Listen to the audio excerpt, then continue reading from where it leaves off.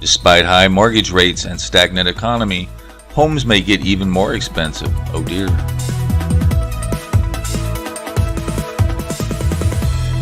Hello, this is Chart GPT today. Yeah, so let's look at some data on the housing industry in the U.S.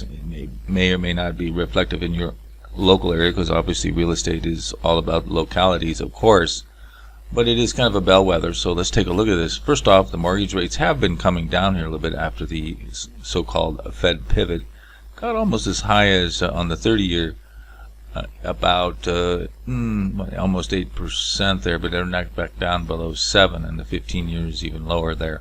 So you can see that there's been some relief in mortgages, so you would think that might give a little boost to house buying, which maybe push pressure on the houses. Housing starts are, it kind of popped up here about 14% just in this last report the day or two ago. But they're still pretty much at a even keel through the last few decades, so it's not really starting because people are not buying as what they would think of.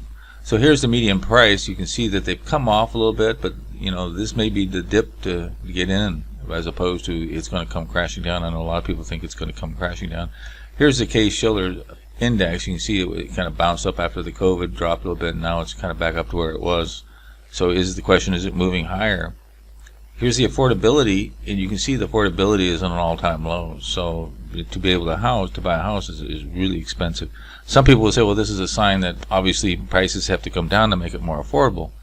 Well, this is probably the key chart here, and that is existing housing units relative to population demand in the U.S., and this kind of says it all. There's a huge deficit in terms of housing needed relative to the population. So despite relatively high mortgage rates and prices already kind of high at this point, and affordability is at low, the chances are we could see housing prices in any kind of recovery with the Fed reducing rates.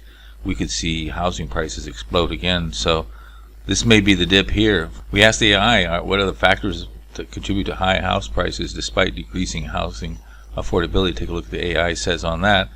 And take our online poll. Is a real estate price collapse in the cards for 2024 or not? Don't forget to subscribe.